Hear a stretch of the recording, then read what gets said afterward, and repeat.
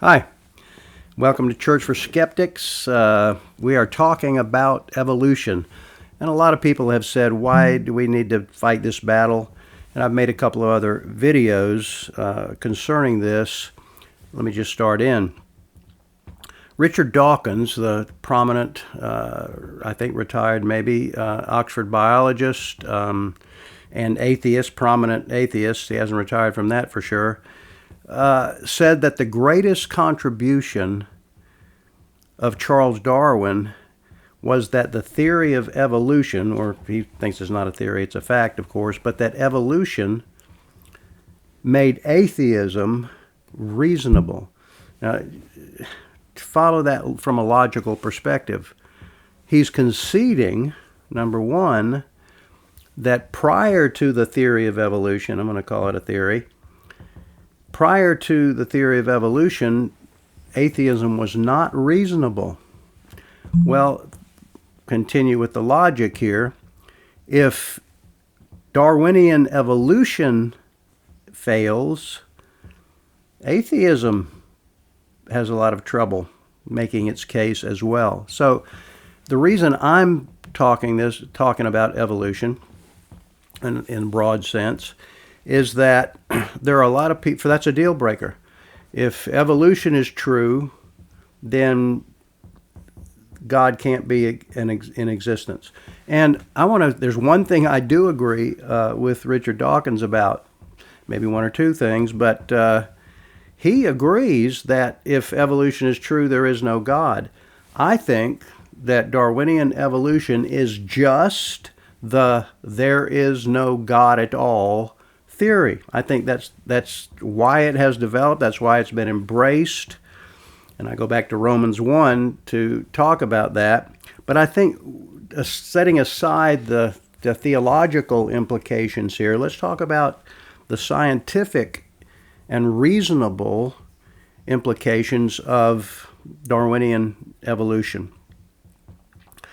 There is a brilliance about the theory of evolution, is that it uses facts that are just about incontrovertible to support itself. And what I want to try to show here in a couple of videos is that the facts do not, in fact, support the theory. So that's where we're going with this. So it's almost like a bait and switch thing. When Richard Dawkins says evolution is a fact, what is he thinking about? I think he's thinking about two things. And before I mention those two things, I need to tell you in this short video the two kinds of evolution that we're talking about. And this comes not just from creationists like me, but from evolutionists themselves. There are two kinds. I'm getting this from an evolutionary document here.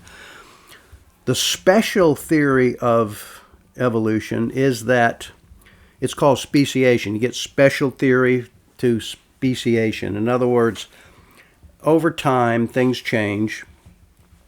Over time, living forms change, and they develop within their phyla, and we would say from a biblical kinds, they develop different species. Well, there's really no problem with that, and that's a fact. We know that happens. Sometimes it happens on purpose. Think dog breeds, fish species. They're all fish, or they're all dogs, or they're all moths, or they're all something within phyla or kinds, and they either mutate into new species or people help them by breeding them into new species here. No problem with that. That is the special theory of evolution, that it happens naturally then. Then there is the general theory of evolution. You can read all these books and it say GTE, GTE.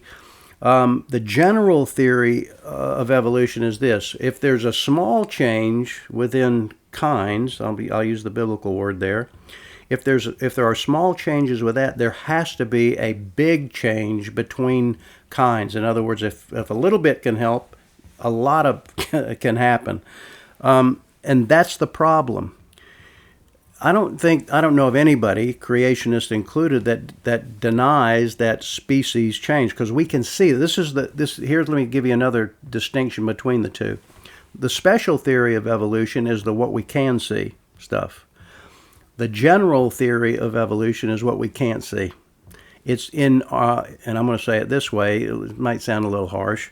It's the imagination theory of evolution. So you need to understand that there are two distinctive ideas about it, and I'm not here to discard the special theory of evolution, if you want to call it that. Here are the two facts now that I think do not support the general theory of evolution. We also call it macroevolution, versus the special theory would be microevolution. Here are the two facts. Natural selection. It's a given that some species have gone extinct because they can't handle the environment. Either the environment changes or they change via mutations. We'll talk about that maybe in the next video. Now, here's my question.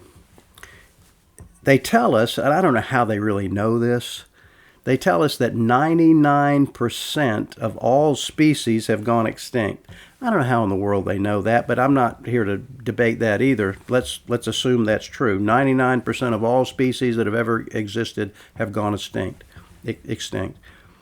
All right, here's my question. How does natural selection prove the heart of evolution, which is not natural selection? The heart of evolution is common descent. What does that mean? It means that the heart of evolution is, number one, that things change randomly without design. That's why I call it there's no God at all theory. And there are people who, this is parenthetical here, there are plenty of people who claim to be Christians, and I'm assuming they are, and they still want to embrace the theory of evolution and say, what's the big deal? Maybe God did it this way. You can't have God design an undesigned process. God can't on purpose do something that has no purpose. And that's why it's there is no God at all theory. Darwinian evolution is, in fact, the there is no God theory. So, my question remains, how does natural selection, which means that some species go extinct, some just die out, they produce less offspring over time, and finally, there's no dinosaurs. Well, how does that prove that every living thing came from one living organism by random selection and mutations over time? You cannot make that case. So you have a fact, natural selection, to whatever degree you embrace that. I think it's more a little than a lot, but let's say it's a lot. How does that prove that every living thing came from one living molecule that itself came by random processes? It doesn't at all. That's important.